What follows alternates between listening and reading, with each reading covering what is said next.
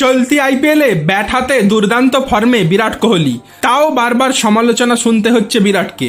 বারবার প্রশ্ন তোলা হচ্ছে স্ট্রাইক রেট নিয়ে, যা নিয়ে এবার রীতিমতো বাকযুদ্ধে জড়িয়ে পড়লেন বিরাট কোহলি এবং সুনীল গাভাস্কার।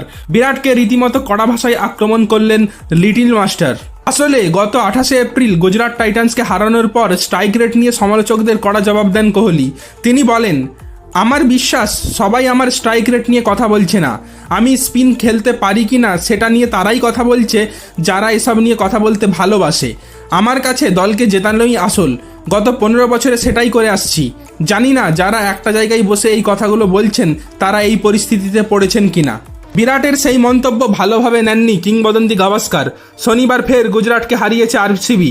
সেই ম্যাচের পর ফের পুরনো মন্তব্যের জন্য বিরাটকে নিশানা করলেন লিটল মাস্টার। তিনি বলে দিলেন, ধারাভাষ্যকাররা তখনই প্রশ্ন তুলেছিল যখন আপনার স্ট্রাইক রেট ছিল 118। আপনি ওপেন করতে আসছেন, আপনার স্ট্রাইক রেট থাকছে 118।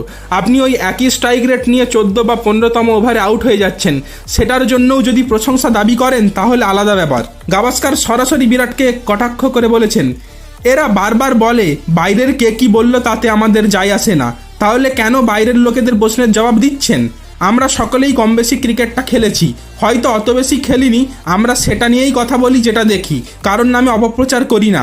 আমাদের ব্যক্তিগত পছন্দ অপছন্দ নেই, থাকলেও সেটার ভিত্তিতে আমরা মন্তব্য করি না, আমরা মন্তব্য করি যেটা হচ্ছে সেটা দেখেই।